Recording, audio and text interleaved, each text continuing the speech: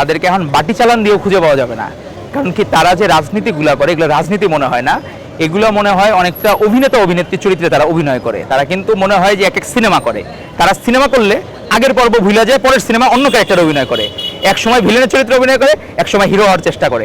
তারা মনে হয় জীবনটাকে অভিনয় হিসেবে নিছে। ছাত্রলীগ যখন করতো তখন গোপনে মেসেঞ্জারে গোলাম রাব্বানীদেরকে মেইনটেইন করতো। এই গোলাম রাব্বানীরা আমাদের যারা বিরোধী মতের রাস্তায় ফেলে আমাদের ছাত্রদলের ছেলেপেলে রক্তাক্ত করেছে। সেই বিরোধী মতের যারা তাদেরকে যে মেইনটেইন করে সেই ব্যক্তি হয় মানসিকভাবে অসুস্থ। বসুন্ধরা ডায়াপেন্ট এখন আরো উন্নত।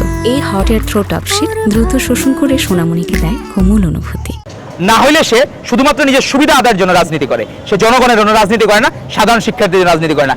গোলাম রাব্বানী এরকম একজন বাজে ক্যারেক্টার।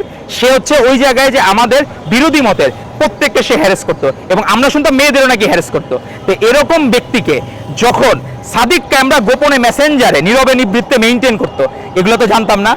আমাদের তো ছাত্র দলে যার পদ নাই, একটা ন্যূনতম কর্মী, সেও তো কোনো ছাত্রলীগের বড় ভাইকে মেইনটেইন করে নাই, নিষিদ্ধ ছাত্রলীগকে মেইনটেইন করে নাই। সে মনে করেছে হাসিনা খারাপ, লীগ খারাপ, রব্বানী খারাপ, সাদ্দাম খারাপ, সব খারাপ।